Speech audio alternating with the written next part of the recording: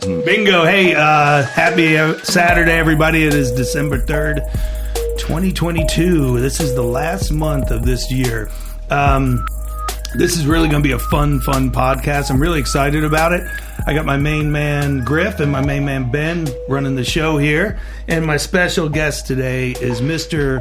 Rory Gibbs. Rory, how are you, buddy? I'm doing well, Mr. Patron. I'm excited. I'm honored and feel blessed to be able to be on this podcast with you today. Man, this is going to be a lit one, especially following up and still going on all the high school games. Oh, yeah. The state championship football games are going on in Knoxville, Tennessee right now. Correct. And Rory, gosh, he's been with me. Rory, tell me your story of how our relationship has grown. Our relationship through the years, I tell people all the time, Charlie is my mentor. You know, I've been knowing Charlie since the early days. I graduated from Farragut High School, played at Farragut High School in the mid-90s.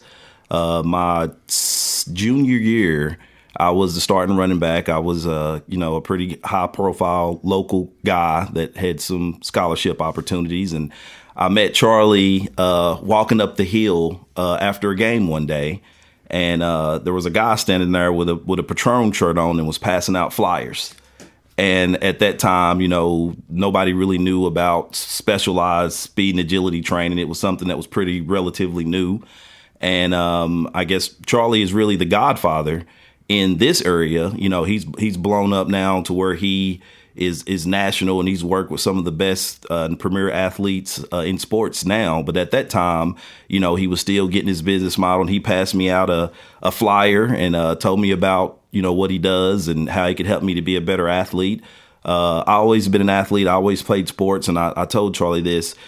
Charlie taught me how to be an athlete. I was a football player, played basketball, football, was into sports my whole life from the youth league. But when I met Charlie that year in high school, he taught me how to be an athlete. And I tell people that I work with athletes. I do a lot with sports, football primarily. And a lot of the things that I've learned, primarily all the things that I've learned about being an athlete has been with Charlie. So met him my junior year when he was just getting started with the Charlie Patron, trained with Chad Pennington. I was here when Chad was at Marshall. That's when I was in high school. And I've been with him. So I played my college ball at Austin Peay State University. And from my junior year, that year when I met Charlie, we've stayed in touch from the time I was in college all the way till now. I've got two sons that trained with him as well. But Charlie and I go way back, and we've been in touch ever since. That was probably 96, Charlie. Yeah, where were we training at that time? It was right there. Was Martinwood? 10 Mile Center. Yeah. 10 Mile Center, yeah. Yeah, in a little place, and like Chad Pennington would say, I forget more than what people know. But we did some crazy weightlifting. I remember, yeah. We did some and Bearden Stadium steps. Steps. So he's been with me a long time, and I'm really excited about this show because even Griff, our producer, brought some good topics up, and I hate that Gerald's not going to be here because we could have had that debate. But yes. I don't know it's going to be a debate as much as understanding Correct. what everything's going through. So Correct. The series that we just wrapped up, again, it all goes back to the mental toughness deal, is that long series we had of what mental toughness is, and it keeps growing, Griff and Ben. It keeps going. So this podcast show is also talking about mental toughness, perseverance, patience, resiliency, adversity, fighting through that. And we're going to talk about the transfer portal. We're going to talk about high school football. We're going to talk about public to private. And then we're going to talk about how everybody is getting recruited in different ways. Correct. So let's start it off. Let's talk about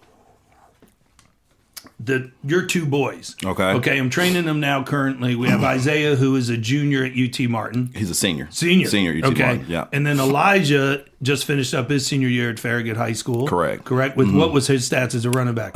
He ended up with about, I want to say around 1545 in total yards and 20 touchdowns. Yeah, so that's pretty big time. So Rory is also a gentleman that is he's like a little Charlie Jr., like he's a little hustler getting things done. And even Griff is like, Rory, right? The guy with the 7-on-7 teams that's always trying to do something, trying to get this, I'm like, so he's always trying to help the community. I think his heart is bigger than his brain sense of thinking what it could be and not be. And it's not a bad thing. I always tell him. I mean, that's why, I never, ever, Rory and I always had deep discussions, some battles, but I never kicked him out, so to speak, as people from the wood gym or iced him or ghosted him, because I know eventually where his heart is for everything. And then he always comes back and goes, I want your advice. I want your advice. I mean, Rory'd probably talk to me every day if he could, just to go, okay, because you've been there, done that, whatever it was. And then he's stepping into what we call, I'm going to give it to you. Okay. Do we want to talk about the 7-on-7 first, the transfer portal first, or the recruiting first? Let's do the 7-on-7 because it all ties in to me personally. I know there's a broader picture, but with me and you brought up my boys, the 7-on-7, the transfer portal, all that stuff is all really related. It's all tied in. And Griff, I know we could hear the sound for the audience and viewers and listeners, but chime in on some of this because you have so much knowledge from working at the University of Tennessee in the sports department and, who you are and what you've been doing and us training each other too. So the 7-on-7, Rory got into that years ago, and I sponsored a team one year, and we always tried to train the guys and he just give the background that Rory wanted the exposure, and it's blowing up. It's national. You can turn on TV now and watch it. And it was like when my daughter played volleyball in high school, the travel teams, the K2 volleyball teams, that's how you get recruited. That's how you get looked. But then the 7-on-7 guys couldn't train as much in the off season because they were traveling and practicing and all that jazz. All right, give us the platform. So in 2014, I started my nonprofit organization. It's called East Tennessee Elite Football. And the premise of it is that around that time, my nephew, Jaquez Bruce, was here. He was playing at South Doyle High School, and he was being recruited, had several FBS offers. And I noticed that kids in East... FBS, I'm still confused with that. And I know we chopped it up 2 nights ago. Explain to the audience, FBS is what? It used to be Division I single A, and then you had Division I double A. So when Chad was in college, Chad Pennington, when he was at Marshall was Division I double A. That would have been considered FCS today, right? So FBS are the bigger schools, the Tennessees, the Alabamas, the Notre Dames, the Ohio States. Those are all considered FBS schools. So they play in the Champion Bowl series. So FCS are your Austin Peay's, your North Dakota States, your UTCs, your Tennessee States. Those are your FCS schools, which they're still considered Division I, but they're just a lower tier, and they play in a big playoff. They got like a 26 game or 24 game team playoff system. So at that time, I was trying to figure out how to help kids. The premise of East Tennessee Elite, the 7-on-7 organization, is really an off-season combine prep program is really what it is, right? So 7-on-7 came for like the skill athletes. Quarterbacks, no linemen, defensive backs, yes. Linebackers. Basically, when we were playing, it was called pass scaling, right? You go at the end of practice, and it would just be the quarterback and the receivers and the DBs. We would do it. Most schools did it. But now what they've done is actually turned it into a game with rules, and you can, it's on a 50-yard field.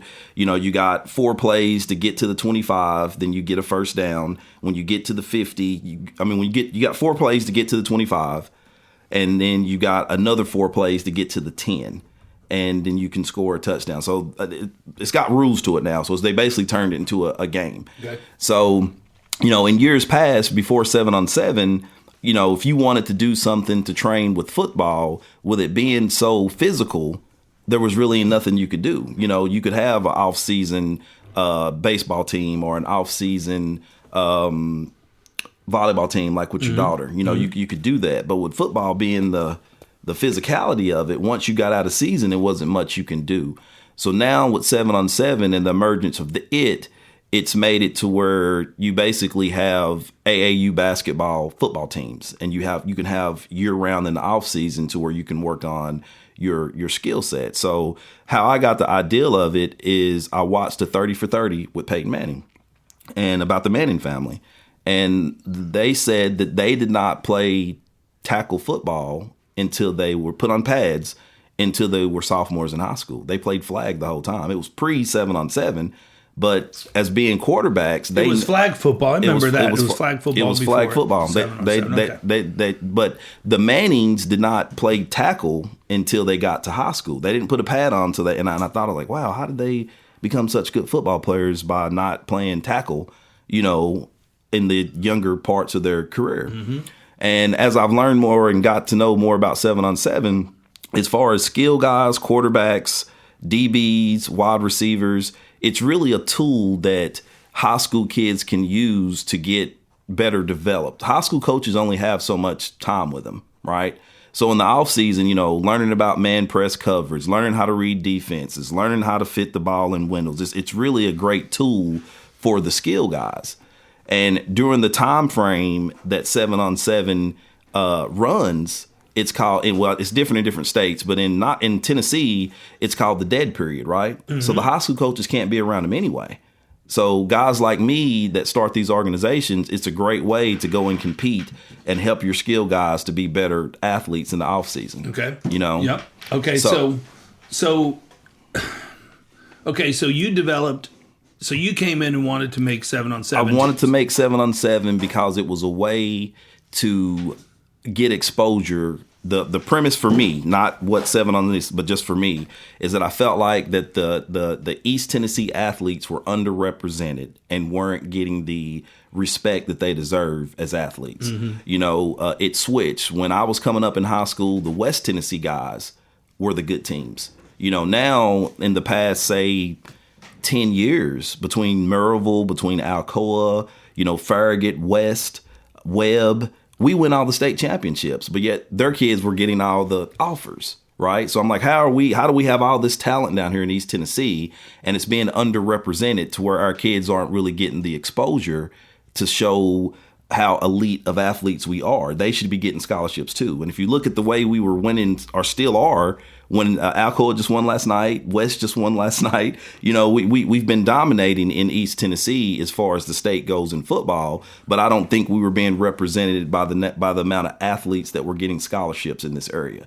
So what 7-on-7 did, the first year I put together a team, we played against Cam Newton's team. Cam Newton had a team. We went to a tournament in Atlanta. And we were one touchdown away from beating them. And he's got 5 stars from all over the country. And here I am with kids from East Tennessee. Mm-hmm. So it gave our kids a chance to say and to show that on a scale or a stage with all these big time athletes, our kids could compete. And there's coaches there, and it gets you to see, well, this guy's committed to Alabama, and he was a 5-star. When we went to Atlanta, we played in Quincy Avery's tournament. Quincy's kind of my mentor when it comes to 7-on-7. The first big tournament ever, when I first was learning about it, I had Jaquez Bruce, I had T. Higgins, I had Omari Rogers, I had Zach Dobson. These are some of the best kids that have came out here recently. And we went down there and competed with the best teams from Texas, California, all over. I never forget when I first met Quincy, he looked at us because we were new to the circuit. We had just started doing it. He looked at me and said, "Where are y'all from?" He was like, who are you? Where did y'all come from? I said, "Man, we're from Knoxville, Tennessee." I still got the video. I play it on my website all the time. But the whole premise of it was to help athletes to get exposure and develop. I've got good guys that are around them, and we want to help them to be the best that they can be. And I wanted a holistic approach. That's why I came to you first, because I feel like the training, the 7-on-7, it's not one or the other. It's all of it. And if you put it together, you can help these kids to be able to get recruited and be able to be what they need to be when it comes to getting a scholarship. And how the high school coaches take to all the 7-on-7? It's still like we're behind. Like when I talk to you now and where we're at with East Tennessee Elite, we were probably, when I first met you and we started it, there would be no East Tennessee Elite without you. And then if you look at some of our first uniforms, we had the Patron P. You sponsor, you helped us to even do it. We were probably 5 or 6 years ahead of this area when it comes to 7-on-7. It's just now really starting to get prevalent. Well, like you were talking to me, I don't know if you guys know this, but he's been in a lot this week because his boy was getting ready for a combine. Yes, tomorrow. And then Isaiah came in for a couple days, his oldest son.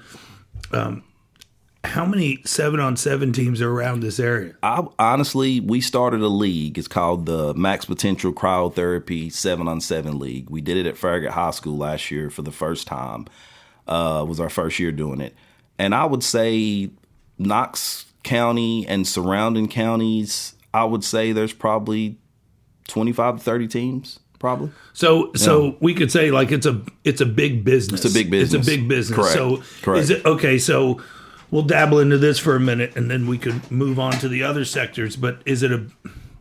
This is where we get in the crossroads. Is it a business? Is it a moneymaker business, or is it here to help the kids, or can it be both? Or like you're debating now with Gerald, the guy that's going to come in and have a 7-on-7 team. Are we going to get the dogs and go out there and compete nationally? Or are we going to open it up to A, B, C levels? You know, that's another debate. So, because I know where your heart is of helping all the kids to get them exposure.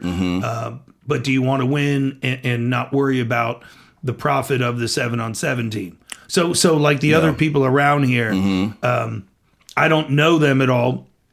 I just stay in the wood gym and do my thing. But are they in it to go, it could be a big business? Because I remember when you ran a tournament and I came and showed up, you're like, Charlie, I got concessions, I got gate, I got, so now you're looking at it that way. Not saying it's a bad way. I just remember trying to help you pivot and figure out which one is it going to be. Correct. And it could be both. I know what you're saying. It can be both, but there's nothing wrong with running a tournament and charging admission and concessions. Correct. Well, Pylon is the originator of 7-on-7. We had the first ever Pylon tournament in Knoxville at the end of Chris, our. Did you ever play 7-on-7? No. But it wasn't a big thing 10 years ago. Yeah, it's just really got prevalent. It was in other areas like in Texas, California, but in Knoxville, no, it really wasn't. But it's interesting because like I remember in high school going to camps and like they used the Skelly structure more at their camps for evaluation. Yeah, that's it'd be like a 40, a combine, and then at the end of it they would run one-on-ones and that Skelly would be like you'd have teams on teams. And now you can go with teams, right? To yes. The colleges. The colleges are hosting 7-on-7 tournaments as well. Yeah, we went to one at Tennessee. I met Jeremy Pruitt a couple years ago, but Tennessee had a big one. Yeah. And teams came in from all over the country at the University of Tennessee. For that. And one of the big things is too, the 7-on-7 is almost giving guys more exposure now. It's true. Than their high school seasons. It's true. Because they're getting more consistency, and if like I'm going and I'm playing with the top guys in the country, correct, at a 7-on-7, correct, no one's gonna give a shit about even if it's the top 2 teams in the city. It's true, because you're on there with those guys. You're right. You're like right. Power in the 7-on-7. That's what's happening. Than you are with their actual seasons. And the structure here in high school football is different in East Tennessee, but in Atlanta and Florida and Texas, 7-on-7 coaches like myself, they have more weight than the high school coaches. They're getting more scholarship offers for their guys that are on their team than the actual high school coaches. So in Texas and Atlanta and some of the bigger markets, the college coaches will reach out to the 7-on-7 coach before they will the high school coach. And he's communicating and helping guys get recruited and helping guys get exposure. And he might be more influential than the kid's actual high school coach in some of these other places. Back to what you said about, what you're wanting to do with the 7-on-7, as far as making money or making it into business. Here, the structure is different. Like the biggest 7-on-7 teams, I'm not going to say the biggest, but the ones that were the most well funded. A lot of times there's a sponsor. Like you trained what's his name? Valton. What's his name? The quarterback? Oh, Sam. Mm-hmm. Yeah. His dad was really big into it. Mm-hmm. But, he sponsored everything and they got the best kids that they could get and they would travel all around. And the traveling for exposure to play. Correct. Because when you go to these tournaments, this is just the skill positions. We're not talking D lines, O lines. So they're out of it. They're just weight training, working with me, whatever they're doing, right? Okay. Correct. This is just the skill guys. And this is what everybody likes, though, right? Yes. Like the flash and cash type deals. It is. Like no practices, show up for games. We practice. Yeah, we practice a little bit, but I mean, but you're wanting to put the whole structure together. I'm wanting to put the whole structure. The practice, the training, and the team. Correct. And the difference between me and I tell people, I've had a bunch of people call in the past couple of weeks about what we're about to start doing with ours, is that everybody in this area right now in East Tennessee, and I'll put our program up against anybody in East Tennessee, is that now you have people that are coming up with teams, but East Tennessee Elite is an actual program. We're a program. Other guys have put together teams and they've got players and they might practice here and there and they might do tournaments, but we're a program. You know what I'm trying to say? So define the program. A program is that we work with guys like you. We'll have a training aspect to it. We'll have a academic piece to it. We'll have a recruiting piece to it. We'll have everything that you need to be a student athlete. Got it. We're going to have, if you want information or if you want to train, we've got that. If you want to know about the ACT, if you want to know about the clearinghouse. Well, do you have different levels? Different levels as far as skill. Like if Johnny's not as good as Jimmy and Jimmy doesn't get picked, are you going to have like A teams, B teams, C teams? That's what we're going to end up evolving to. Like I said, when we first started, we had the best kids. That was our premise. We're going to have the best 25 kids in Knoxville, and we're going to go around and kick everybody's ass. You're going to, well, we did a combine here. Yeah, right? We did. And you remember all the names of the kids that just finished up playing seniors in high school. Correct. That did a combine here at 10 years of age. Jordan Potts. You started naming all these cats. Yeah, all of them were here. Okay, so, I ran them through 40s, short shuttles, broad jumps, all that. Are you going to have cuts? That's what I think we're going to end up doing. I think. Well, that was the debate that the viewers and listeners missed about 2 weeks ago in the turf room for 2 hours with you and Gerald. Correct. Well, that's where Gerald comes in. Right. Gerald's from California. I think yes, he's from California, I think he grew up in Kingsport. Played 8 years in the league. Played at University of North Carolina. Cornerback. And you guys were having this debate where he's just wanting the best dogs. And you're going, well, wait a minute. What about these other? Do they not get the training? Well, I think the partnership that Gerald and I have now, that's how we met. Gerald had just jumped into 7-on-7 last year. So, Gerald. He's new to the area. His boy goes here. where? His boy goes to Catholic. And he plays corner too? He plays corner as well, correct. So Gerald's son, his oldest son is at Catholic. And Gerald, I like Gerald. We hit it off. We've already made a partnership. And Gerald wants the dogs, right? So that's probably what will end up happening. He will probably end up having... And you're out of it. I'm in it. I'm the director. Right. I'm the director. I'm the commissioner of the programs. Commish. Got it. So we'll probably have tiered teams. And he could be the bad guy. He can be the bad guy. Right. Correct. Because Rory has a heart where he takes everybody. It's not necessarily that, but I think we'll have a tiered system. We went from maybe just wanting the top 25 guys in the city to where we'll probably have multiple teams. We might have, maybe 2 teams in each age group. And that's why they came, Griff. How Rory's coming by again. What does he want this time? Yeah. Well, this time it's like, okay, can you really train? Now Gerald's got deep pockets. So, okay, Charlie, can we take your time from 6 to 7 on Monday and Wednesday nights? And can you train our elite dogs or something like that? And it's a real easy. Yeah. That's a very, we talk about this on the pod. Keeping it simple and basic is the best way to work and not overcomplicate it. Well, and I think over the years talking to you, and I realize this, and I think I told this to you the other day when we spoke, is that I do think the training piece is the most important when it comes to 7-on-7. And I think when you and I first talked about this, I think you were kind of trying to figure that out. Should a kid be with me doing 7-on-7 or should they be training in the wood gym? I would say that the training piece, if I had to choose, and this is just me being honest, I would do the training over 7-on-7. But ideally, you would want a combination of both because you can work on your skill set. It's really a quarterback-driven entity. It really is. For quarterbacks, I'm telling you, there's nothing better than 7-on-7 when it comes to quarterbacks. I've been doing this for a while. Some people know, some people don't. The last 3 quarterbacks that came out of Farragut High School, Dawson Moore, Gavin Wilkerson, the kid that's there now, Luke Johnson, I think his dad is quality control up at UT with Josh Heupel.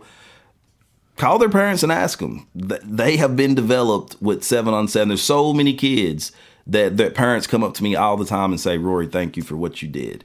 As far as the 7-on-7 goes. So you're telling me, and people are getting scholarships off of 7-on-7. I wouldn't say directly because of 7-on-7, but the skill set that you learn to take back to your high school will help you get a scholarship. Right. So on the tournament, there's not Josh Heupel's not sitting in the stands watching. Some. Oh yes, you got college coaches knowing that. It depends on what somebody's going to be here. Like the big kid from California is coming to play at UT. Yeah, he plays 7-on-7. He came to our tournament. He came to your tournament. He came to our tournament, and like I said, Pylon is the originators of 7-on-7. They started it all. I've formed a relationship with them over the years.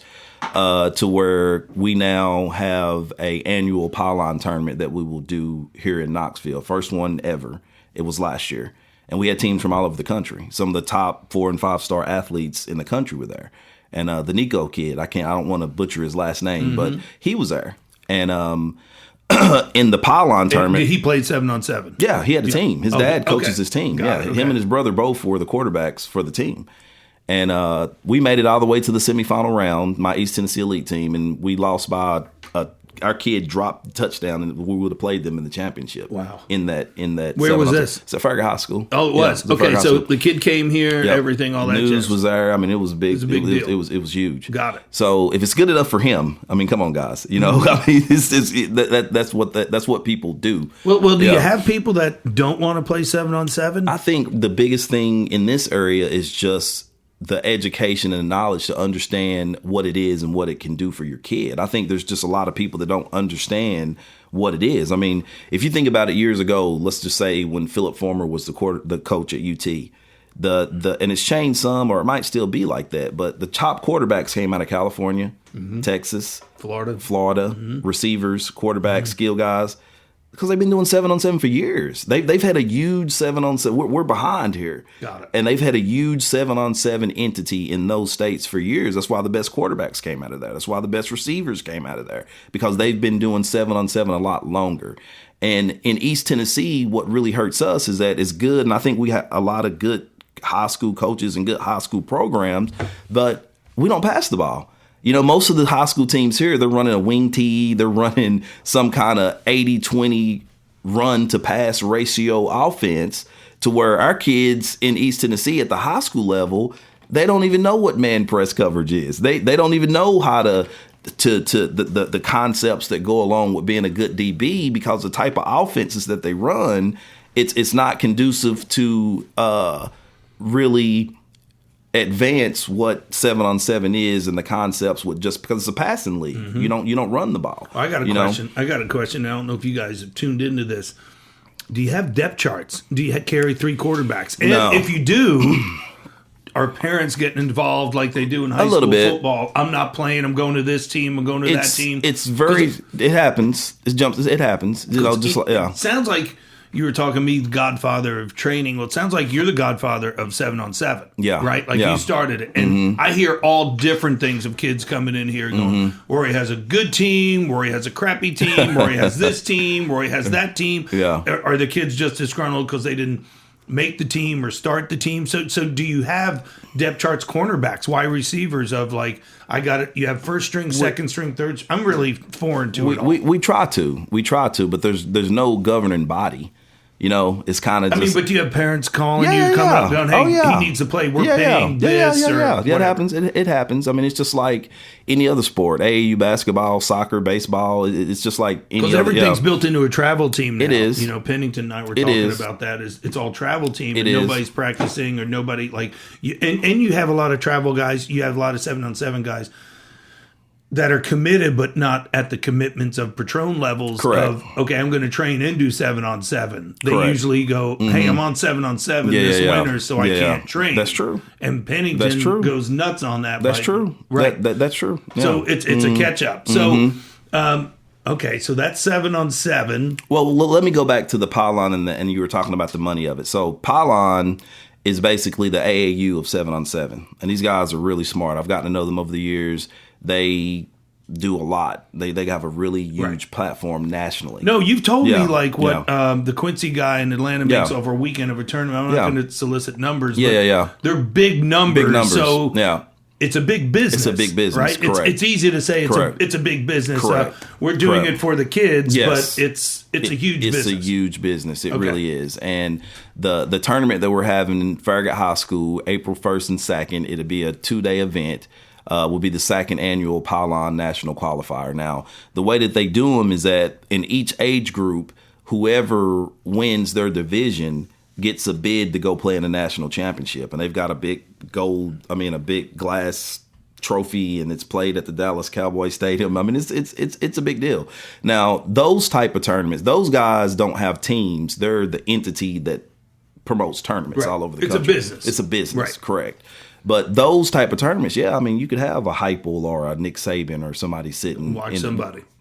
Okay. Yeah. Okay. Yeah. At that level. All right. You can. All right. So that's our 7-on-7. Correct. All right. So can we dive into some harder topics? I'm here. We're good. I'm the guest. All right, let's roll with it. So let's go. Griff, you'll probably have to pop in on this a little because Gerald's not here, but Griff brought up a couple points when he showed up to talk to me over high school and private. Yes. High school and private football. Yes. And the big debate that you were having with Gerald is private is better athletes, better state champions. You were public. Yeah. And then Griff brought in a whole different topic. Correct. Of, again, what was that you were saying with the private schools, with the kids coming in? These feeder programs, like what's happening with inner city schools. And these kids, they're top athletes, these people that are, I think, a huge part of their communities are getting pulled and taken to these private schools. They are. That's true. Well, let me just add some context for me. It's like I'm speaking from a local. The name of my organization is East Tennessee Elite. Sure. Right.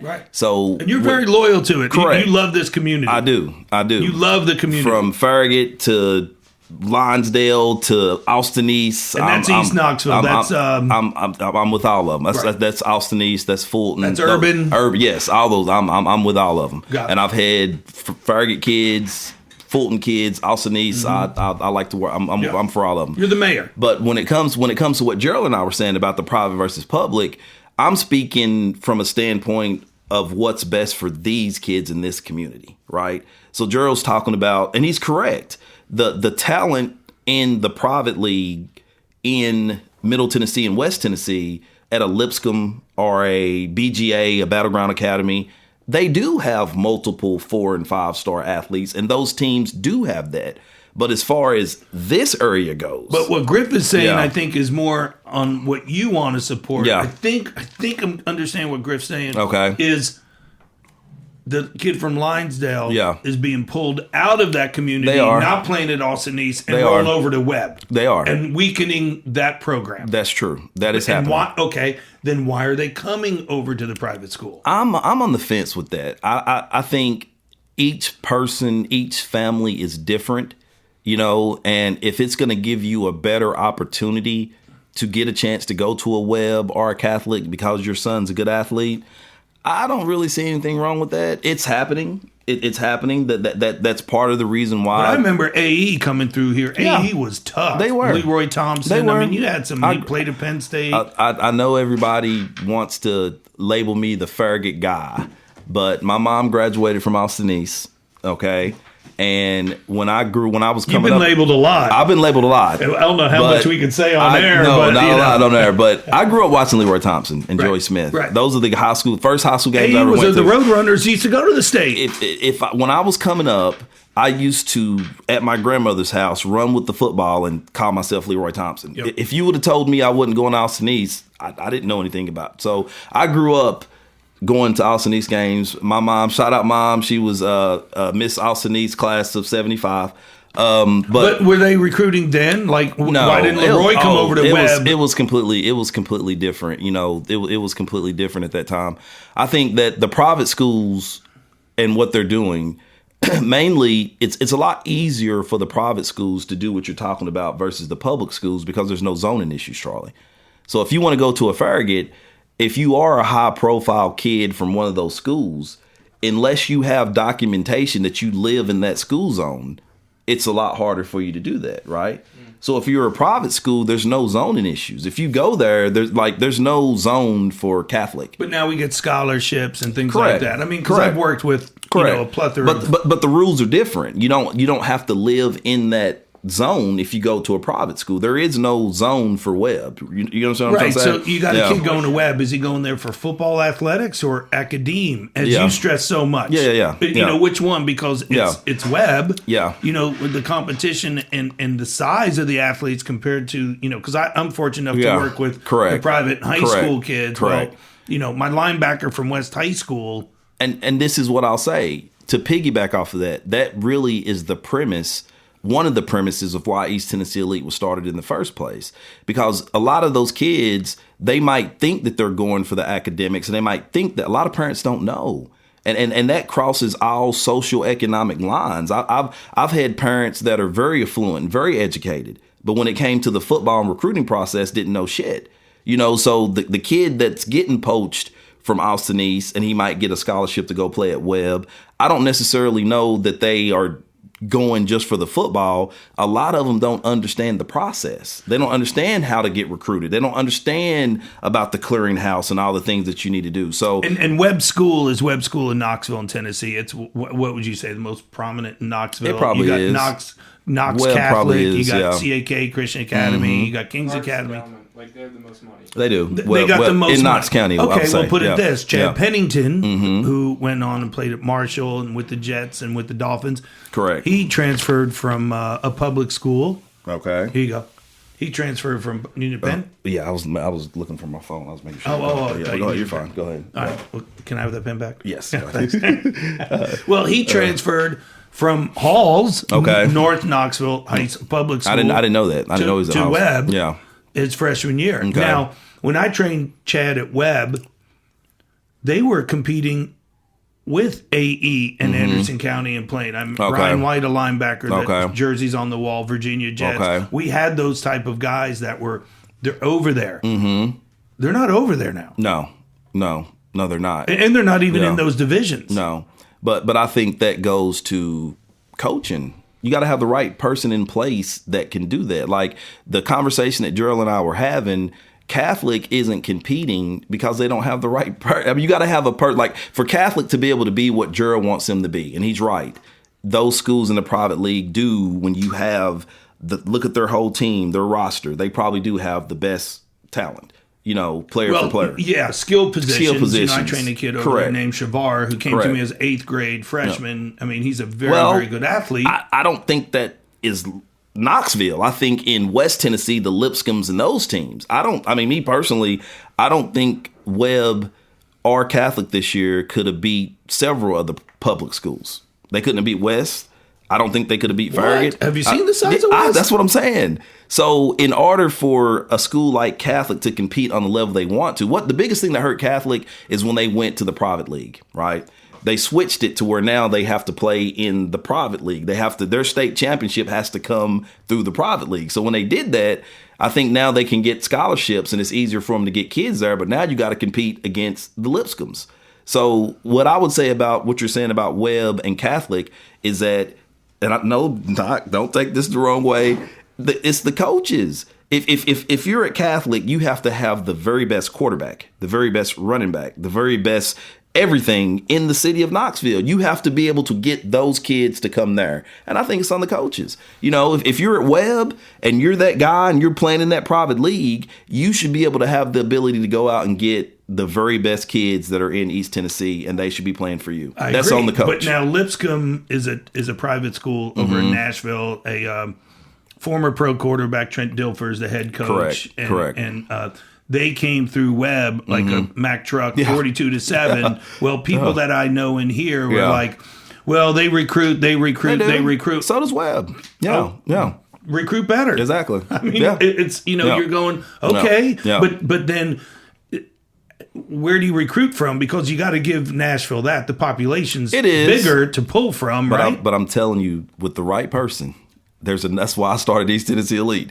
I mean, think about the team I just named. So you're right. So you think the Trent Dilfer is a bigger draw to pull the people in. Well, think about what I just named on my 7-on-7 team. Yeah. Jacquez Bruce, Oh, no, you T. had 'em. Higgins. What I'm saying is imagine if they were on one team. Right. If I was a private school coach and I had T. Higgins, Amari Rogers, Zach Dobson, Jacquez Bruce, if I had all those guys on one team, I think they could go and compete with the Nashville teams. Look at my freak tight end for Baylor, Max Ons. Yeah. I mean, he came from Canada 2 years ago. Macaulay has all Canadian guys. But then they opened up a boarding school for them. Right. And they can come in for all. Well, that's what I was about to get exactly. to. You're looking at Baylor and Macaulay. Yeah, that's what I was about to get to. Both tight ends. Yeah. I mean, Max will play on Sundays. Well, the other tight ends going to Ole Miss. Yeah. They look like college football players already. But that's what I was about to get to. I'm not a private school guy. I'm not opposed to it. I'm just, I'm biased on my local high schools or where I went. But well, Griff could have went anywhere, and he stayed, Bearden, Knoxville Public. I just had this conversation with a high school coach, a very prominent high school coach,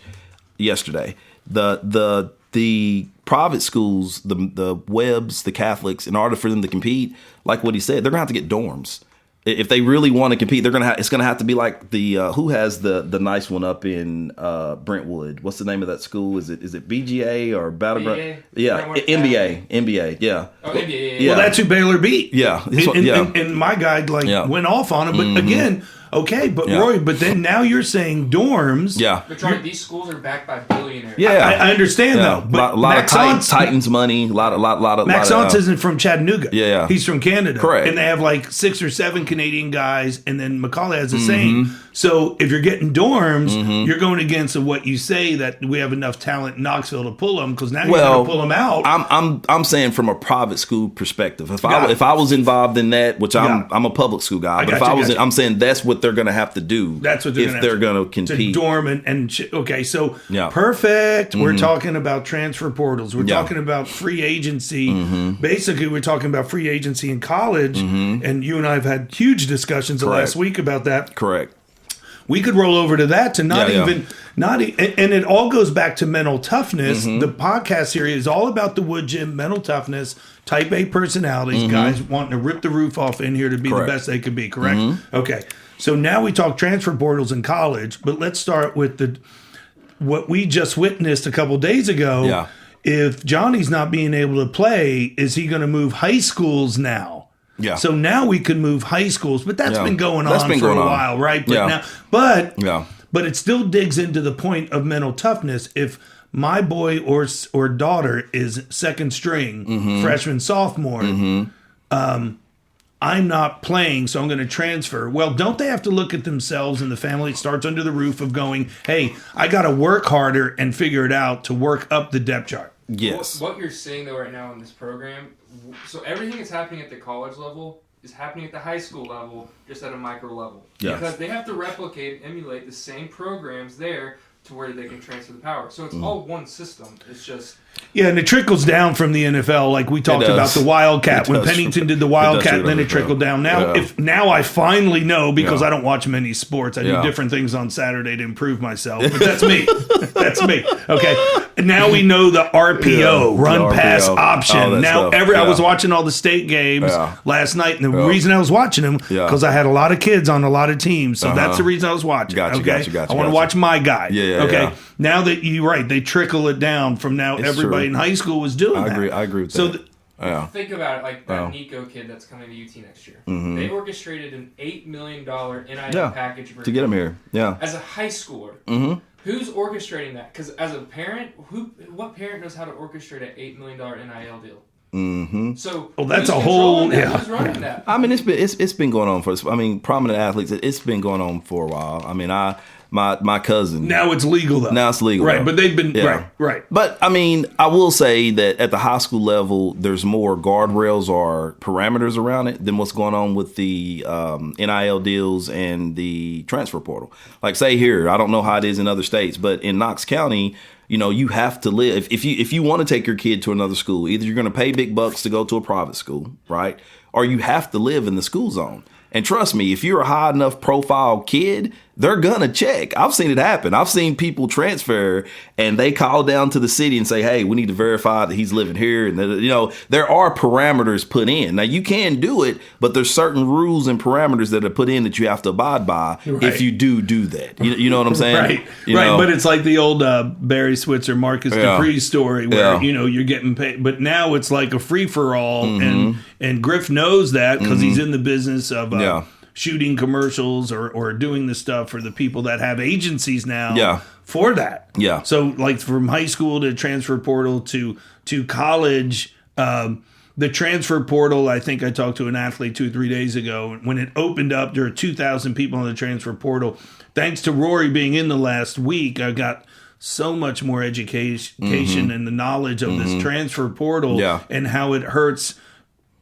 Actually, frankly, your boys. Yeah. So explain the transfer portal, because the transfer portal to me is also it dives into some mental toughness of okay, I'm leaving. I don't like the coach. I don't have to adjust with others, and I guess it could have its positives also. I get that, but years ago you had to sit out a year. You did. Now you don't have to sit out. You don't have to sit out, and I've taken a crash course on this because my oldest son, his second year in college was when the transfer portal started. Okay. So he was in that sweet spot to where my youngest son, he's a senior in high school. He's coming out. He's dealing with it too. So I've kind of got a crash course on it, and there's pros and cons.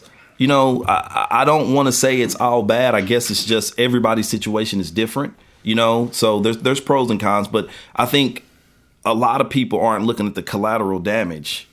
There's a lot of collateral damage. Yeah, we talked about 2 nights ago. Me, you, and Philly were in here. There's a lot of collateral damage. And the transfer portal technically doesn't open until December 5th, right? You can't officially enter the transfer portal till December 5th.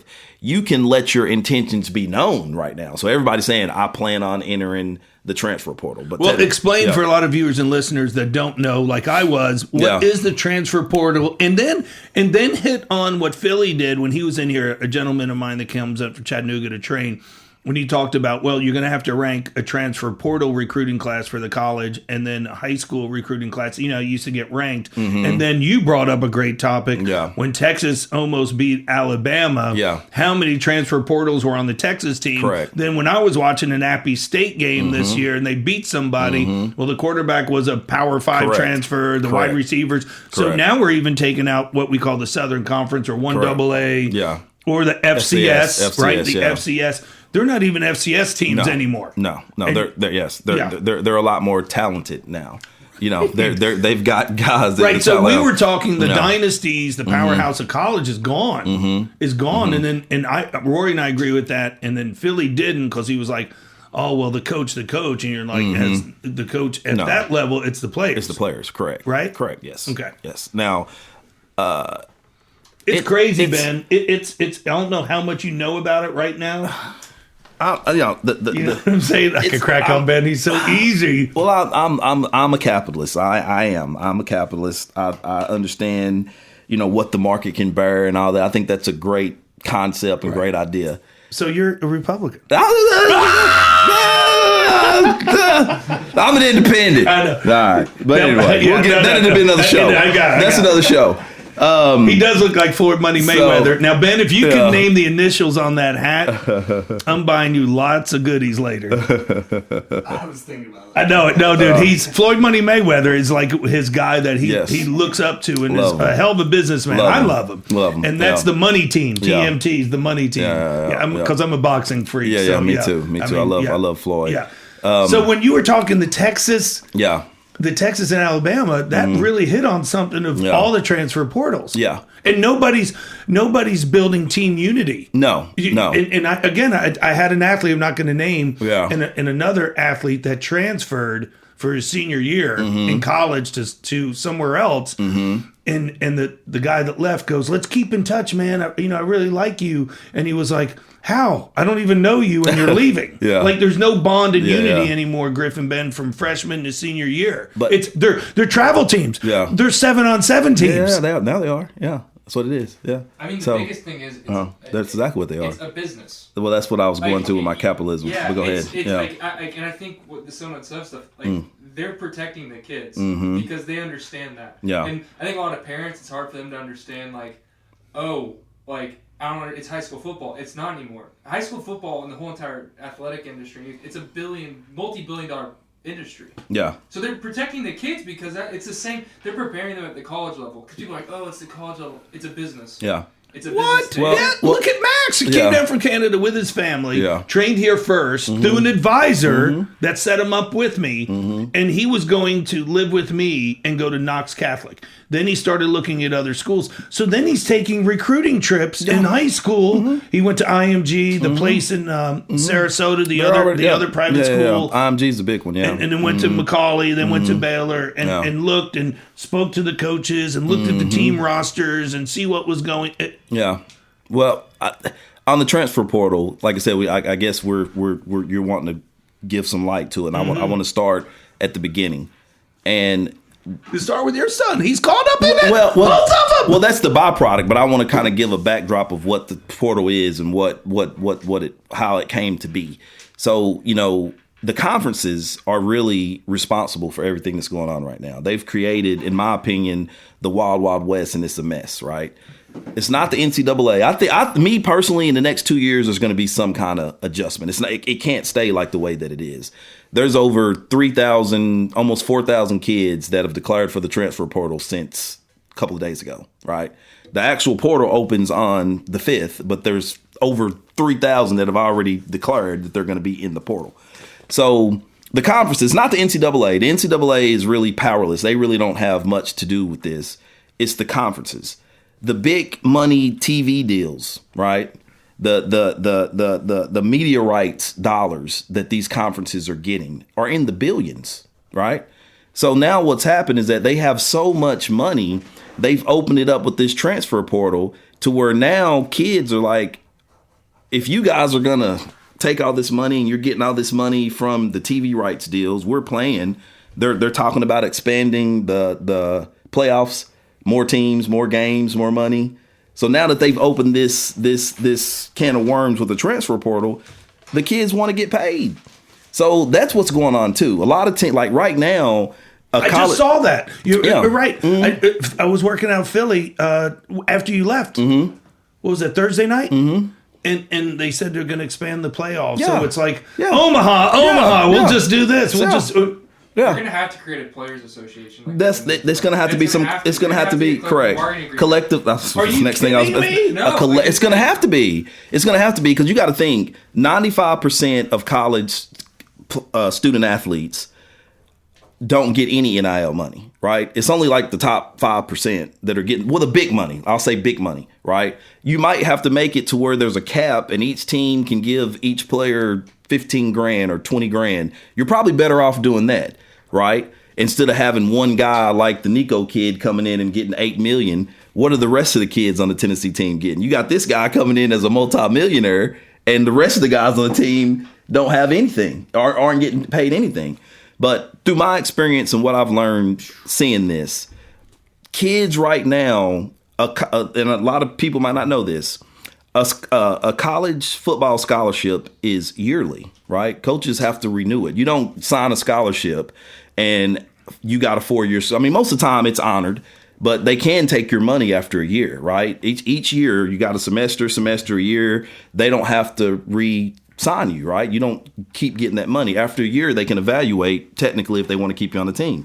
So with the transfer portal now, kids have, after that year is up, they can look at their coach and say, hey, coach, I'm going to enter the portal. I need 50 grand. If you can't give me a 50 grand NIL deal, I'm going to get in the portal just to see what I can get. And if you can't match that. Who negotiates that? Them. Oh, now, them. Right now, Spire Sports is one of the examples. There's agencies that are going in and they're helping these players. Yeah. Which is completely legal. It is. And it's helping the players, like they're walking them through it. But it's... So that Spire Sports, the agent there that I trained in high school, right? Bador, right? He goes in and talks to, let's say, Josh Heupel. Correct. So he's an agent now that's negotiating a deal to keep the kid on the team and keep the kid from not leaving. And Josh Heupel has to talk to this agent. They're seeking and negotiating marketing deals for the players. Yes. Yes, and that's at the top level. We're talking about hundreds of thousands or millions of dollars at the top level. That's your Alabamas, your Tennessees, your Ohio States. But even the FCS level, these kids are doing it. Give the example of the running backs real quick. This is great story. The school that my son plays at. Same story. Same deal. The school that my son plays at, he was in a running back meeting. And a few days ago. This is just a few days ago. Wrapping up. Yeah, they're wrapping up. He was in a running back meeting.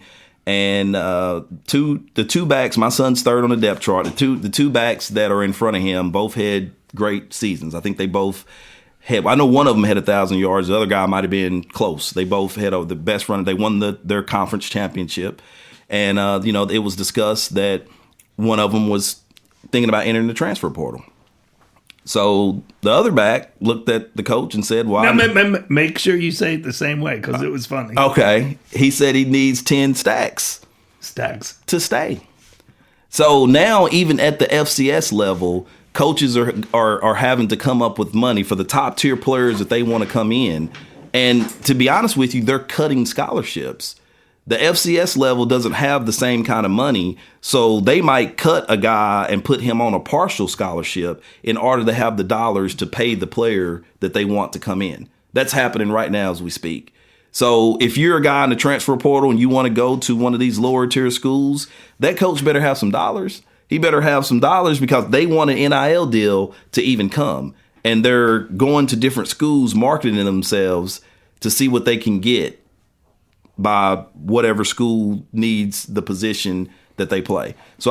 But is this healthy? Are we teaching passion over money now? Are we teaching love of the game or loyalty or, again, mental toughness or fortitude? Hey, if you had a running backs meeting 15 years ago, Isaiah and the two running backs are in there. They're going to go over the stats. They're going to go over what you didn't do to start. You're going to go over what you have to do to start. Hey, you're on the chopping block. You're third depth. You don't see that anymore. And that's what we talk about mental toughness is, hey, I'm not playing. I'm not happy. I'm out. Yes. So now we're talking money. So you talk about everybody. Like, again, Kobe's my all-time guy. Like, when you love something, you're not thinking about championships. When you love something, you're not thinking about money. You're doing it, and oh, by the way, getting paid, but you're not thinking about that. Correct. You have to. Like, what I'm saying that is, I'm too old. Well, what I'm saying is, like, you could be like a guy that loves a sport. And it's everything you do, and you go into that process, and you don't have any realization it's a business. Yeah. So, like, you have a love and passion for it, but you're not even aware. You got to be equipped. You have to be like, you have to have the mindset, like Max, for example. Even at that age, with his parents, he goes, "It's a business." Yeah. It is a business, and like he already has an advisor. 90% of kids going into college, they're just doing it because they love their sport and they want to go and play on Saturdays and do what they want to do. And they go into it and they don't realize like what they're. It's not just the purity of the sport anymore. But it's a business. That's a part of it. But I think the conferences and these schools, they have a big ass bag of money that they're getting from these TV rights, right? Yeah. So they got all this money on the backs of the players, right? Yeah. And now they're talking about expanding the playoffs. How much more millions or billions are they going to make off of that? So the kids are sitting there saying, okay, you guys are getting yours. I'm going to get mine now. So they've opened. So I don't know what the answer is, but think about that. You got billions of dollars that are sitting over here from the TV rights deals. You're about to expand the playoffs, and you're making out. So when they expand the playoffs, are they thinking about the kids' bodies? Are they thinking about playing these extra games, going all the way into January in a playoff system at this high level of football? So now you're going to have these kids playing. I'll tell you another thing you're going to end up seeing. You're going to see kids sitting out of bowl games. You're going to see guys that have NIL deals are already millionaires. There are some guys that McCaffrey. Hell, even my guy Fournette didn't do his. You're going to really see it now. An injury, but if you're not playing in the national championship and you're already a multi-million-dollar NIL deal guy, why would you go play in a bowl game? Wow. My son wouldn't do it, to be honest with you. If you're not playing for the national championship, you can be a first-round draft pick playing at Appalachian State. You don't have to necessarily beat, you know what I'm saying? So you won't water down the bowl games and it'll be just a playoff system at some point? I think that's coming. I used to love bowl games. Tournament for it's coming. Basketball every year. No one watches it. No. What, the NIT? Everyone watches March Madness. Yeah. Right. But no one watches NIL. Yeah, that's what you'll see. The NIT. Yeah, that's what you'll see. Even without the NIL deal, if it's not a national championship and my son's predicted to be a first or second round draft pick, You know, I mean, but with the money now, like take the kid that's coming to UT. I mean, what does he got? He's already got what person comes out of college and signs a $7 million contract in the NFL draft, right? I'm sure it happens. I mean, what you know about more about this than I do. What would be considered? That's what I was about to say. What kind of money is it to have $7 million coming out of the NFL draft? Is that not big? I mean, that's like the top guys that get that kind of money. This kid is coming in as a freshman and he's already got $7 million before he's even took a snap on the college level. And that's guaranteed. Yeah. Like that's in the bank. They put a package together for him. Yeah. And it's like, so you're essentially with the recruiting process now, it's not just the amenities in the school. It's like, because right now On3 is a recruiting service. And what they're doing now, it's not just your ability of like you're a 4-star because you're good. They have a market evaluation. Your marketability. So you can go your look at a marketability. player now Yeah. and see how much their market value is. Like LeBron James' son, he's worth $4 or $5 million. Yeah, because of just the endorsements and all the things that they might be able to bring to your school. So you can make a 3-star prospect, and you can generate $15, $20 million because of marketability. Marketing. Yeah, advertising. So they're going to offer the 3-star kid over a 4 or 5-star kid because it's going to generate more revenue. Now, they've opened up a can of worms, Charlie. I've talked to my youngest son is being recruited now. He's in the recruiting talk process. about that, how they're competing. Well, what I'm saying is that the college coaches right now, it's literally the Wild Wild West. I had a conversation with a college coach the other day, D2 program, and he was like, Mr. Gibbs, you know more about this shit than I do. They don't even know what the rules are. The transfer portal is so off the chain. It's happening so fast, and they don't even know what the hell is even going on. Okay, so you were in here 2 weeks ago with Gerald debating the high school kids not getting the scholarship over the transfer portal. We'll touch on that. Well, then Gerald, who played in the league, is like, well, he's not good enough. He's got to play better. Yeah. So, like a guy like Max, like we said, it's not going to hurt him. He's going to be a freak dude or whatever. But say your son, Elijah, who's coming out, and he's finished with high school, he has to wait to see who they get. Well, that's what I wanted to get to. I wanted to kind of give a foundation of the money is how all of it started. Now, what my son is going through is the collateral damage of, I kind of want to give a foundation. So what we just talked about with the TV deals and the money that the conferences are getting, that's how all this started. The collateral damage is everything that's happening with the high school kids. So now I watched the interview with Deion Sanders, even the coach that my oldest son plays. He plays at a very good FCS program. College coaches now aren't even taking high school kids. They're going to the portal first. So when recruiting happens now, it used to be you had 3-4-star guys that were high school recruits and they were ranked on the stars and their ability. And you'd like Tennessee might have the number 3 recruiting class, or Alabama always has the number 1 recruiting class.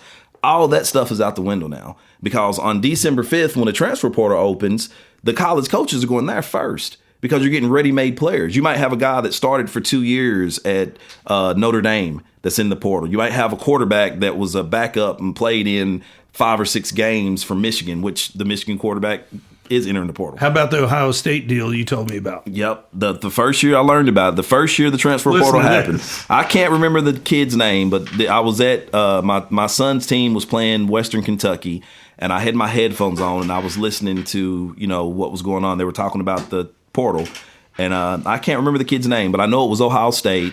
The guy entered the portal and he got there. I think this was the first game of the season. He got there 2 days before the first game and started after he entered the portal. 2 days. He was on campus for 2 days, entered the portal and came out there and played and started in the game. So that's what we're dealing with right now. But as far as the high school kids go, right now, the coaches are going to the portal first, and whatever they can't find in the portal, they might come down and get a high school kid. So high school kids, I don't know what the answer is for them, but it's really going to hurt high school kids recruiting moving forward. And I think something needs to be put in place. Maybe a cap on how many guys you can get out of the portal. I don't know, but it's affecting high school recruiting majorly. Well, didn't we talk about this week where you have athletes that decommitted, but then got dropped because a new coach comes in. Yeah. They get dropped because that coach goes to the transfer portal and finds something better. Correct. Yeah. So he lets that kid go. And so there's no loyalty. No, it's about winning. But it's not just the kids. People think, oh, the kid's leaving. It's the coaches are like Ben made a good point. It's individualism versus collectivism. Yeah, so it it's is. Like he's running money. But look at the culture of college coaches. Explain that though. What do you mean individual over collective? The coach is going to drop a player if it's going to mean that because you got to think about the average coach. So you don't honor that commitment. No, what are we doing, man? They want to win and they want to keep their jobs. I mean, look at the time frame. Yeah, but can't you develop like the kid? You're not developing a slight what? That's what I was about to say. They don't. They're not giving coaches time to do it. Like kids come in, they get you can't develop a lighter wide receiver and put some weight on him, give him a couple years. They can, but the fan base isn't allowing them to do it. If you don't win in 3 years, they're firing you, man. If you got 3 years. And so if you got a kid that came in, he's the number one prospect in the country, you redshirt him, you want him to get bigger, stronger, faster by his sophomore, junior year, you want him to play, you don't even have time to do that anymore. It's plug and play, baby. They bringing in a guy that's already ready to go. He's already a junior. He's already played. He's already seen action, and you going to plug him in. So the coaches are like this. They're just grabbing. Deion Sanders said it. Deion said he's going straight to the transfer portal. He said, so that's what we talk about biblically too, is there's no patience. And we talk about social media, no patience. Everybody wants the now. Yeah. I mean, I even got that in this business with interns coming through going, oh yeah, when I open my business, I'm just going to train all pro athletes out of the gate. That'd be great. Honestly, nice. I mean, that but we talk about the patience. So they're not giving anybody patience anymore of like, oh, by the time he's a junior, he'll be balling. Well, I think it's... We had, when I was a student at UT, they had 3 separate coaching staffs in the 4 years I was there.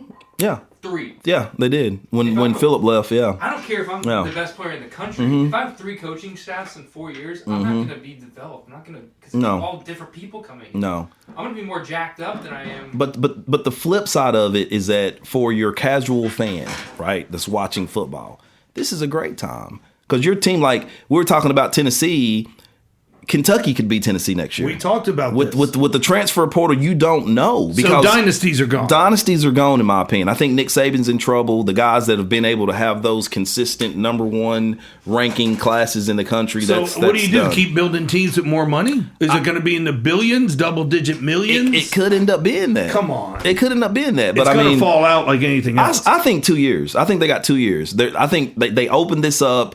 And I don't think they because look knew. at the scores of the game, like you said, like Tennessee 60 to something, 60. And how old's Hendon Hooker? 45? Yes, he's 25. Yeah, he's 25 years old. Yeah, right. I mean, I was talking about this the other day. He's making more money right now at UT than if he would have been in the league the past 3 years. Correct. The exposure and the amount of money he's making right now, he's a 3-year NFL vet, but at the college level, he's making more money. Exactly, but what are we setting some of these kids up for where they make the money in college and then they don't go pro? I hate to tell you, not everybody plays on Sunday. That's true. So what do you do? Have you pissed through your money? Have you saved your money? Now, does that firm hire a financial advisor and accountant to budget your money out? Yeah. Or where does the letdown come, Griff? Because everybody's riding high, especially like UT's like a damn NFL team they're following and what everything is. What does it do after that? Well, I mean, to me, like touching it's going to. But like me, we talked about East Tennessee Elite and what I'm about and what I'm trying to do. I don't like what's the saying they say? Never feel sorry for a billionaire or something like never feel. The big schools and the big programs are going to be okay. My focus in my community and what I do is for the little guys. Right, I'm not. I'm not talking schools. I understand. Yeah. I'm talking talking about not even schools. I'm like even those kids, the kids that are at that level. Where's the letdown come? As all you guys know this. Yeah. Once you go forward, it's hard to go back. It is. So when I had a Honda Civic. Yeah. And I had other cars after that. It's hard to go back to the Honda Civic. Yes. So what do you do after you make your money in college and then all of a sudden you're not playing pro, you don't have any marketing deals, and you're working 9 to 5 at an office job? Yeah, I agree. But that goes back to and you're 26 years old. But that's 95% of the people. You talk about mental illness being very prevalent now. But that goes back to the conversation that you and I had and Gerald had. I'm a big proponent in student athletes. I don't even like calling them athletes. I call them student athletes. But that goes back to what we were talking about the other day. You never hear student athletes anymore. You never hear it anymore. No, I'm making a point. Rory's big on academe. Yes, He is. So that's part of it, right. you know, and I think... But you're still not going to, most of the time, even with your academe, Ben, you're not going to make $8 million. No. But I think you should put more of a preference on what you're studying in college, you know, what your degree is. It's getting paid for anyway. A lot of these kids are going into these deals just NFL. You can do both, but why not use the scholarship that you're getting paid for to go to school to get a more viable degree? I know, but you get a 17 to 19-year-old Griff with $8 million. Yeah. Okay. He's going to invest in an IRA in Apple. Yeah. He's gonna, most of the time, get a bit. I would. Yeah. I mean, if I'm so what happens to the irresponsibility of it coming so quick? There's no progressions. No. And we talked about this. There's no single A in baseball, single A rookie ball, single A development ball, rookie ball, single A, double A, triple A, major leagues. I'll take it a step further. What you said. If I'm a kid that's coming in with that kind of money, how motivated am I even to go to the NFL? How motivated am I to go to be the best at Tennessee and come to a guy like you and work to try to get my draft status up? I'm already a multimillionaire. So am I going to go out there and compete on the field? Am I going to go to practice every day and just rep it out and grind? I already got $8 million in the bank. That's what he said. Yeah. It's in the wood gym. It's here too. Is Griff has been around long enough, and of course you. But Griff's been doing this documentary on it, and he's like, these kids walk in high school and go, well, I'm here. I'm Harrison Smith. I can play on Sundays. Yeah. But I think you're right. That's a bigger thing psychologically that's going on. With but it's but we talked about right. this in the mental toughness series. You're right. And I said before we started this series, when I heard about the transfer portal a couple of years ago, I was like, what is this? Yeah. Like, where's a depth chart? Yeah. Where's like, how can I do better? Or where can I move over to? But even the high school, we had people in here that are looking to transfer high schools because Jimmy Joe isn't playing. And what is it showing, though? It's adversity, failure, taking the L. Yeah. You know, you learn. I mean, Scripture, we talked about it this morning on Scripture. Yeah. You learn more in the valleys than on the mountains. It's You're true. in the valleys. You could learn. It could be a blessing. Yeah. Nobody wants to do that anymore. I agree 100%. Now with your situation with Isaiah, I mean, he's got to go. Yeah. It's different. Everybody's situation is different. Right. But, you know, I think when a lot of people... 10 stacks? No, he's not getting 10 stacks. But everybody's situation is different. And I think, like, with you've seen it, you know, just talking to people about his situation, because I've been keeping up with it for the past 2 years with him. And some people, you know, and I don't really care because God knows, and, you know, I just try to keep it real with everybody. You know, some people just be like, well, you know, Rory's crying and talking about it, but his son's just not good enough. No, you see what's happening. The transfer portal is affecting everything. It's affecting these high school kids that are coming out here locally. It's affecting all the high school kids that are coming out nationally. We don't know if he's good enough because he's not getting his reps. But what I saw on film. Yeah. But the transfer portal dictated the level of competition that he's dealing with. So a kid like him, just using my son as an example, you know, instead of him competing with kids that are coming out of high school, which is how it's traditionally been, if he plays running back, he's worried about the high school running back that's coming behind him. You know, he's got to stop him from taking his spot. Now he's got a transfer portal to where he's competing with guys that were at Power 5 schools that are older than him, that have been in programs longer than him. So it's a bigger pool of people that you're competing against. So like Marshall beating Notre Dame, I have some close connections at Marshall, and they're like, oh yeah, our quarterback was from West Virginia. The two corners were Power 5. So it's not like this. Yeah. My opinion, this huge upset because it's all going to become a more common trend. It is. I think it's biblical, Griff. Yeah. I think it's all coming to one, and it's all going to be that. And also, I wrote in my note, Insta. Yeah. Everything wants instant. Yeah. 1984, Billy Graham had a sermon. I don't know what stadium because that man sold him out. He talked in 1984 because we had Instamatic cameras, instant coffee. And he said the world would be coming Insta. Yeah, that's what it is. They want instant gratification. Yeah, it's true. It's true. Even like his son. I agree. I listened to that and I'm like, people only see the surface of that and they'll go, oh, he just left the program, like, wasn't committed. But, like, in reality... He was pouting. He didn't get his reps. Yeah. Right. Yeah. That's not the truth. Yeah. Like, yeah. what the athlete's having to go through, no one outside of the program or the family knows it. Yeah. Well, there was a guy, I mean, and Rory's, I'm so glad it worked out where it was just you today because it's a great topic. But there was in this last week and a half, I've seen you more than I have the whole year, because we're about to do some good things with your boys and with the 7-on-7 teams. Correct. But he talked about a dude from Alabama. Yeah. A 5-star Alabama going to He was UT the number Martin. 4 recruit in the nation. He was just there. 4 recruit in the nation. Number 4 out of the whole nation. Started as a freshman. That's like you with Nick guys, Saban. you two guys going back to high school and playing football. Yes. He was at UT Martin. Yeah. But there's several of them. There's several guys that are on the rise. He was probably the most high profile. Not really. No, not really. You know, I think it was a character. I won't name him, but I think there was a character issue. You know, but if I'm not mistaken, Isaiah told me he's at Michigan now. So he's went from Alabama to Houston, and then he was at UT Martin for a couple of years. And if I'm not mistaken, my son told me he's at Michigan right now. Freak athlete. He played in like 8 games as a true freshman for Nick Saban. Well, okay. Another topic I could go on and on because this is awesome. Max, the kid that I have that goes to Baylor, he keeps posting his offers. Are they really offers? And then he gets where all the coaches are like, hey, I looked at your film. So he called me. He's like, I don't think they look at film. I just think they look at who's offering, and then they just piggyback. That's kind of like car salesman stuff, isn't it? Well, you can go to... You can go to... so you could actually... His buddy wasn't getting the big recruits. So he just told his buddy to go, hey, I'm getting an offer from so-and-so school. And all of a sudden he started getting offers. Well, am I the crazy one in the room? It's all about, like I said, Insta and Instagram. They're putting these on Instagram and people are seeing them. Billy Graham. Yeah, that's what's happening. But... they're called soft offers, and I've learned all this stuff. Soft offers. Soft offers is the word that's used for it. They're called soft offers. What is that? What's the details of that? The details of a soft offer is that you have to get what's called a committable offer, right? If a coach gives you an offer, especially if it comes from a damn text message, it's more than likely a soft offer, right?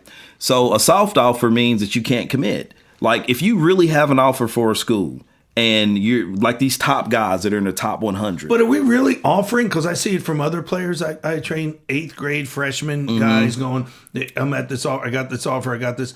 Do you know how much detail goes in time in 4 years that could happen? Yeah. So then they could pull it off? Yes. Or it's just an offer? But a committable offer, they can't. A committable offer, well, not they can, but a committable, like the whoever the number 1 player in the country is right now, right, in high school.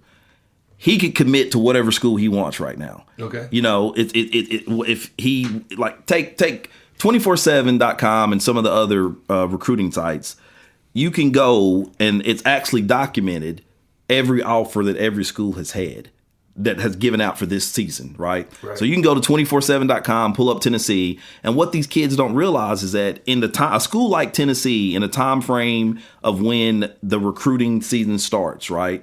So say for the recruiting year, right now we're in, December?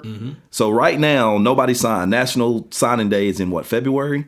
So is that still big? It's changing now because of the transfer portal. But the point I'm trying to make is that you could go to 247.com, pull up Tennessee, pull up Alabama, and they've offered over 300 or 400 people. You can see it. They only got 25 scholarships. They offer over 300 or 400 people. Now, out of the people that they've offered, there's some of them on there that probably could commit, the top guys if they wanted to. But if you don't have if a coach, it's a lot. If it like the kid you're telling me that's got offers, your Max, right, whatever, whoever's name is, or whoever the kid is.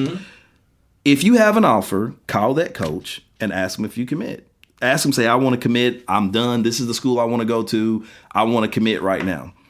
If they don't let you commit, it's not an offer. It's really a camp invite is what it is. And a lot of these kids are getting offers and they're posting them. But if it's not a committable offer, an offer doesn't mean anything until you sign it. So where's a man's word in this? Oh, it's there is none. It's just the breakdown of society. It's in the book of Revelations.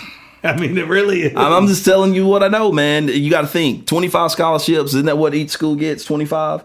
He can pull up 247.com right now And I guarantee if you go to Tennessee, they've offered over 400 kids. No way. Over 400 kids. And that's at every top school. So what do they do? They play out? They play out. It's about seeing who goes here. Like this quarterback might go to Alabama, so the next guy bumps up. And everybody's going... Correct me if I'm wrong on this, and this is quite sad if this is the right answer. Is everybody going for the juice, the money, the stacks? That's what it is. Now it is. Well, if the school's doing it, the system. That's what I'm saying. That's exactly. Why would I not protect myself? That's exactly. That's exactly what's going on. That's exactly what's going on. Yeah, but that's exactly what it is. I agree, but there's no loyalty. There's not a handshake anymore, is there? But I think it starts at the top. I think it starts. I mean, like what's the top? Well, as far as the money part of it, right? So you got the schools and the conferences getting all this money, not being loyal. The coaches might come in, like what happened with Lane Kiffin at Tennessee. He came in and he just left the program. The kids were high and dry. He brought in, was it Bryce? So if the coaches don't show any loyalty, the players don't. Same kind of thing. Why would they? What was the running back? They're supposed to be their leader. They're supposed to be their general. Yeah. Like, you're supposed to help me in life and get me where I want to go in life. Yeah. And then you're just leaving me in battle. And now the kids have a little bit of power now. But I would honestly say, just to be honest, in my opinion, the kids have more power than the coaches did. The coaches could at least there's a buyout. There's all kind of different parameters if you do leave a program, because a lot of people are trying to compare the transfer portal. Well, when they leave, do the coaches still get paid? Or even fired, they still get paid. They still get paid. And they're all state institutions. So they're considered state employees, and they're the highest paid state employees in every state. If you go every single state employee, which would be teachers, professors, they're considered educators. Yeah. So they're making 15 to 25 times more on their average salary than any other state employee. Yeah. They're considered educators. That's true. Which is the craziest. That's Nick true. Saban is the highest paid state employee in the state of Alabama. Correct. That's true. But Nick Saban, they have a 4-year. They have their contracts. What is they have that? Buyouts. Do you know by chance? I think he's probably making around $8 to $10 million a year, and he makes. I mean, if you look at his incentives, he makes more than that. He does. $700,000 just from this team making an average of a 2.5 GPA. Yeah. There's all kind of built-in things. So the kids are looking at that, and people have caught up. And now that they've opened this up, they're going to try to get theirs. They're going to try to get every bit, and that's what we're dealing with. So now the kids have the ability. I don't know why they thought this was a good idea, but it's. I don't think it is. In the grand scheme of things, they're going to have to put some kind of parameters on it. I think in the next 2 years, there'll be a cap, and I think there'll be some kind of collective bargaining thing to where each school... So you're going to have a players' association in college football? I think they can't leave it like this. It can't stay like this. It can't. So it'll be interesting to see. It's kind of evolving and working in live time. So with the stuff that and by the way, you should actually, as usual, I'm always thinking for Rory with businesses, but you should start a little sector of a business this way. Because there's a lot of people that are uneducated with that stuff. So you're saying all those, when you go through Instagram and you see a player going offer, are you going BS? Yeah. Because I know that I've seen it with my nephew. My nephew got offered by South Carolina when he was a sophomore. Jaden. Yeah. Yep. Great athlete. Kentucky, South Carolina. He had probably 4 Power 5 offers before his senior year. What happened? He's at Martin with my youngest son. Because there were soft offers. Now, the reality of it is that he was on the board. They offered him. But it's all about how it shakes out. They might have hit a guy that was going to Tennessee that ended up coming to Kentucky. So they don't honor that offer? No, not unless you're the guy. If you're that guy, like if you're in that top 100, you go wherever you want. Right. It's committable. But a lot of guys that are in the situation to even get an FBS offer, it's a domino effect. Everybody's waiting to see where this kid goes. So this running back goes here, it opens up a spot for here. This quarterback goes here, and it opens up a spot for here, and it just trickles down. Wow. Yeah, you're just waiting to see wherever they go. Everybody's trying to get the best guy they can get. And that's why I wanted Roy on the show, because when he came back in the last couple of weeks, we were talking about all this, and I was like, wow. And I knew that it would be an eye-opener for it all. I mean, before we wrap up, is anything else you want to go over? I definitely want to, hit up your websites, your East Tennessee, your 7-on-7. When does all that start cranking? We're going to have tryouts, and we're going to do a free evaluations for anybody that wants to come. You can check out our website, East Tennessee Elite, we're on Facebook and Instagram, East Tennessee Elite Football. All the information will be on there, but we're going to do a free evaluation. Anybody that wants to come out, we're going to have quarterback coaches, running back coaches. We're going to have them going through drills. We're going to do that for probably about 3 weeks, starting on December 17th and 18th at Farragut High School. And then we'll kind of see if we got 25 10-year-olds, we might have a 10-year-old team. If we've got 25 15-year-olds, so depending on how many kids come, we'll kind of evaluate talent level and how many teams we're going to do or have. And you're still a huge part of that? Yes. I mean, it's your baby, and then you'll have different coaches, and maybe Gerald will run off a kick butt team, a dog team, as he calls it, right, to compete and all that. Correct. So we also have a 7-on-7 league. It's called the Max Potential Cryotherapy 7-on-7 League. That will start in March at Farragut High School, free to all teams. We don't charge any interest fee. We'll have refs. We'll have a DJ. If they went to those websites, or you got Twitter, you got Facebook, Instagram, they can get in touch with you on all that jazz. Correct. And we also have an actual web page. It's East10elite.org. Okay. East10elite.org is our website. You want to give out your cell number? I'm going to use this platform, baby. Floyd Money Mayweather. All right, man, it's been amazing. Yeah. I hope we covered everything. I mean, I got my notes. I think we transitioned into a lot of...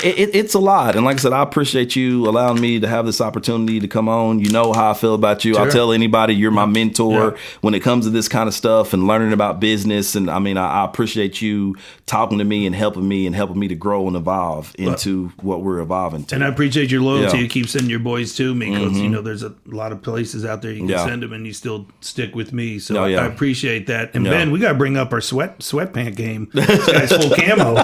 I mean, we got to step it up. I was going to war today. I loved it. I was going to war today. I wanted to go. This probably won't be our last because I want Gerald on. And then, even when Isaiah gets back in, it would be good to get a player's perspective on that. It's one thing a father, a coach, a guy that's in the industry with 7-on-7, but one guy that, to me personally, I trained him all through high school. I mean, I remember when Rory was holding him as a little baby, and the YMCA pool was at Concord where I mountain biked. I just moved back, and he was holding him in his arms, and I was going up into the trail, just. For him not to be starting at UT Martin was mind-blowing to me, but it makes more sense because nobody works harder than him. Yeah. Nobody has more. You can't coach passion. No. He has. When he's in here, he's in the wood gym. His energy is beautiful. Well, let me touch on this, and I know you're about to wrap up, but what I think is going on in college football right now is that it's not about how good you are. It's about being at the right place in the right time. So with everything that's evolving right now, it's not about how good you are. You got to be at the right place at the right time. Take Hendon Hooker, right? Hendon Hooker, if Pruitt wouldn't have left, the transfer portal, COVID year, he got an extra year. There was chaos at Tennessee. He didn't play much where he was at, if not at all, where he was at before he got there. Shows up at Tennessee at the transfer portal, had the right players, and so I think that's what's going on right now. And it is crazy because the COVID year is going to be gone. It's going to be gone. And then it's going to start all over. And I think that's when it is because all these, like, your son has 2 more years. He's got 3 more years. Yeah, what's he going to take family photos? He's a redshirt sophomore on the field and a senior in the classroom. Yeah, he's going to be 32 years old out there. I just talked to Jacob Warren. Shout out to Jacob Warren. Talk to you about him. Jacob Warren's trying to decide what he wants to do. And Jacob was in the same situation as Isaiah. He's got his master's degree, and he's got 1 more year left to play. He's trying to decide what he wants to do. So he's got his bachelor's and his master's throughout this COVID So that stuff. Starts over probably what like the sophomores or juniors are in college right now? It'll start the over. COVID year is all gone and all that goofy stuff. It'll start over. All right. But Jacob's got his master's, and he's still got another year if he wants to come back. That's amazing. Yeah. Man, oh, man. Yeah. Yeah, it's crazy. What a great podcast. It all turns out for the best. Oh, yeah. We always believe that. Like, Gerald couldn't make it. He was going to be an hour late. He thought 11, but he hustled. He put on his money pants teams and bolted out of here like G.I. Joe. I'll tell you, I appreciate it. There was going to be some collateral damage to that. I'll tell you, I was supposed to be doing something. I know. I am so sorry. I had to... Yeah, so I didn't even thought about that. I don't got in the mode. I was like, I ain't even do it. You're going to have to give me your wife's number. I'll apologize to her. I apologize. Thanks, everybody. Griff, Ben, I know it was interesting for you. Yeah. Rory, I love you, man. Love you too, I love man. what you do in the community. Keep doing it. Thank you. I appreciate you having me on. Thanks. Love you guys.